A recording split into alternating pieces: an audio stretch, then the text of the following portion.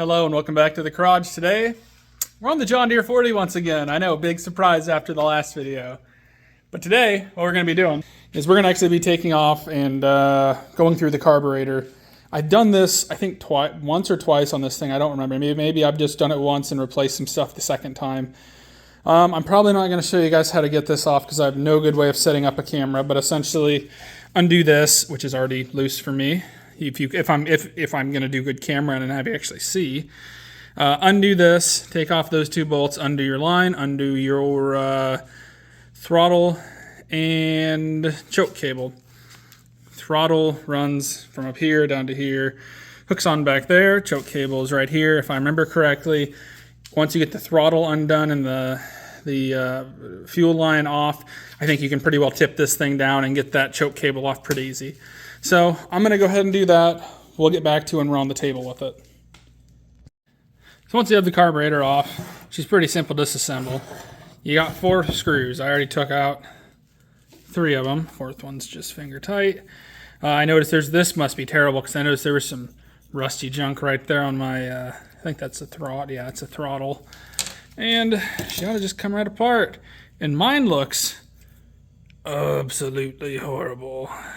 The gasket looks still good though. So hey, that's something, right? Oof, duh. So girl needs cleaning horribly. I'm gonna have to, and there goes that. I'll have to check that float and make sure she isn't rolling through.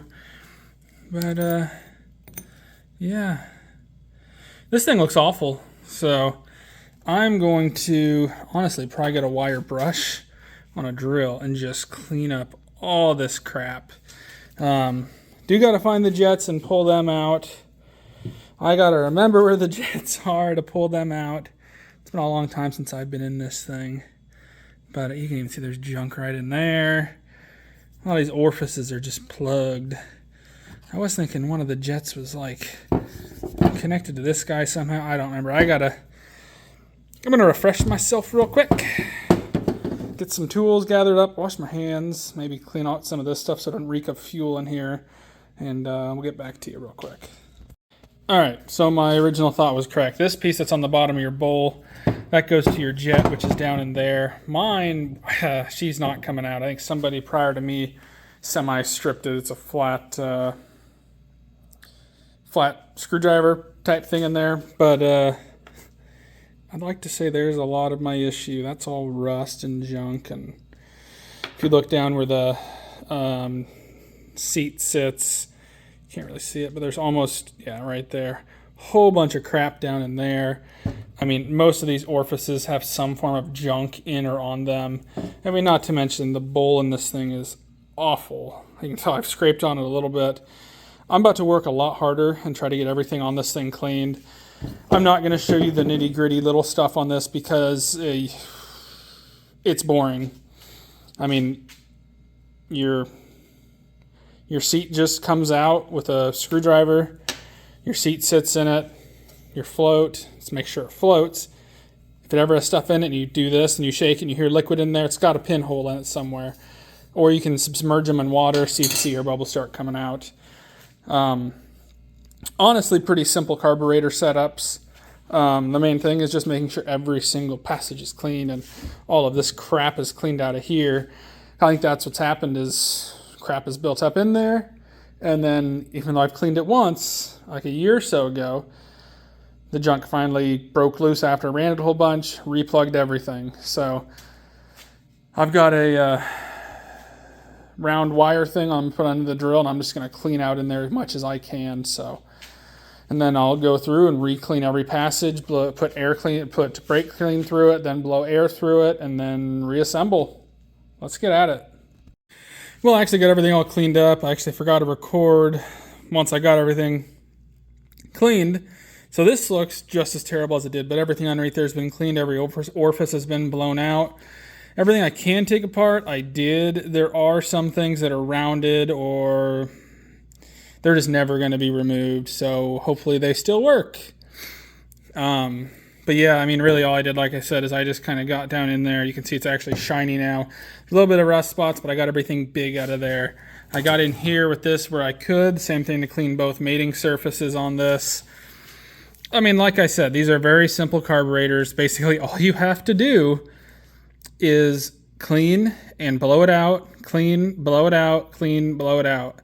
Make sure every orifice you can blow through. Make sure you've got plenty of, like I said, ran out of carb cleaner. We moved to electronic cleaner because it also has a high flash point and will evaporate very quickly. Same basic thing. All I'm doing is blowing it out. So it's not like it's a huge difference what I'm doing, but I don't like to use that because it costs a lot more. So yeah, basically all I'm doing now is put that piece back on this piece and make sure everything's reinstalled and should be good to go. So I'm going to finish getting all this together and we'll get it back on the tractor, see what happens. So right now what you're looking at is this thing is back on the tractor and clearly it's covered in fuel because I turned the fuel on. Sometimes this does happen. So I took a wrench, tapped on the side of it, the float was just stuck down, came back up, seems to have stopped leaking.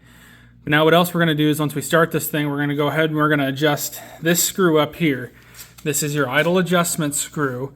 Essentially, if you read any book, what it says is to screw it in until the tractor starts running worse, and then screw it out until the tractor starts running worse, and then just screw it in right in the middle. So what I like to do is I like to count my turns. So we'll probably go in first until we get it to where the tractor runs bad, and then we will go out. Let's say it's one turn and it starts running worse, then we'll go back in half a turn. So I'm going to go ahead, start this thing up once I get the boot back on here, and then we will probably try to start it up. And I'll try to set you guys up so maybe you can see what I'm doing. I'm not going to promise it'll be great, but I'm going to try. So let's get to that. All right, everybody. So we're going to have a weird gap in this video now. Hopefully my head isn't cut off because I can't really see where I'm filming exactly. But right now you guys are actually sitting on the Dakota because this is kind of an impromptu part that I decided to throw in because I actually did have footage of me putting the theoretical side of tuning this carburetor into practicality. But I decided to take all that out for multiple reasons. One being I'm actually part of a John Deere 40 Facebook page, and there was people arguing about the stupidest things on there about tuning one of these. And I'll be the first one to admit I do not know everything. Therefore, I don't want to potentially misinform anybody with the things that I believe I know that may or may not be correct. Now, can I potentially justify exactly that what I'm doing is correct? Yes. This thing just got done mowing, raking, and baling roughly 200 square bales on the Ford baler. So in my own eyes, this thing works pretty well. Because I mean, all you really have on these carburetors, once you're clean and everything's put in correctly, is your top screw being your idle adjustment, your bottom one being your load screw. So they're really pretty easy. You just have to listen to the tractor and know what it's doing. But anyways, after this part, whenever I'm done right now, I'll go back to where the video was originally at, and I do probably still talk a little bit about how to adjust either already have or I'm about to. I don't really know where it fits in the video. But I'm going to talk about how to adjust some of those screws. It's very simple. But yeah, I just kind of want to hop in here for a minute and say this is why you're not going to see the practicality side of it. So if I make any references that don't make any sense, just know I had to leave them in order for the video to flow in some way, shape, or form. One other thing I'd like to add too is that if people want to see me bringing back old farm equipment and actually using them, I'm fine with that. Like the Ford 530 baler sat for, I don't know, 5-8 years before I used it. This thing obviously sat for a little bit before using it this time. Hell, the Ford, I got it running before I really did much on YouTube. It sat for 20 some years. The rake the rake for this thing sat for a few years. The sickle mower I use, it sat for probably 10 years, 8 or 10 years, I think. I know I have one other kind of mower that I want to bring back. It's just like a pull behind, I'd call it a brush hog, but there's no wings on it. But yeah, if anybody ever wants to see any of that stuff, just let me know. I'd be more than happy to bring people along with just one good cutting from grass to auction. Because I'm hoping my next cutting will probably go to auction, because I think we're going to have more than enough hay for a while. And but that's about like everybody right now in Iowa, southern Iowa at least, because we've had a ton of rain. So it's been a good year to make hay.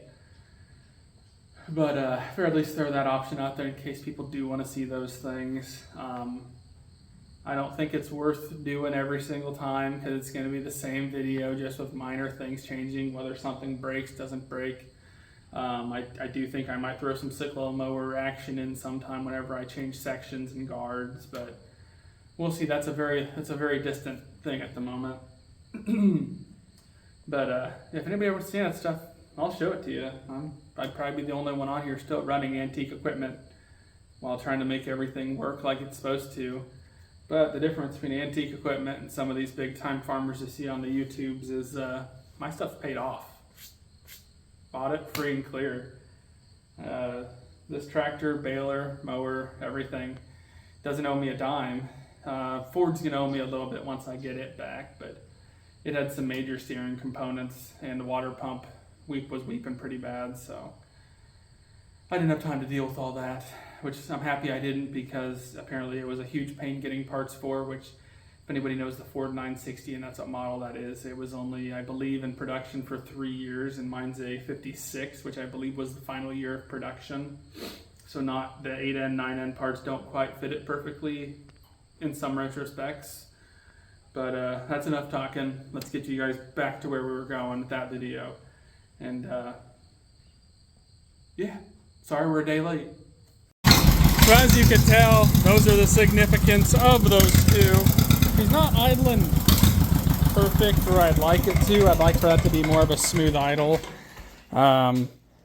Sadly, as much as I hate to say it, I think this engine is almost worn out, and I think that's kind of where I'm fighting stuff now. That's why I kind of adjusted the idle one first. Theoretically, you're supposed to adjust this after you're driving it once everything's up to operated temperature. Essentially base it off whether you see black smoke, white smoke, or no smoke. I believe in makes it leaner, out makes it fatter. I kind of like to sit here and try to adjust it like this first, and then once I go drive it, then I will watch what I'm seeing. I saw a touch of black, which means I might be a touch fat, which that's okay. That's not really news to me there. But hopefully this can help somebody get along with how to do a little bit of this. So I think that's going to be it for today. Thanks for watching. Till next time.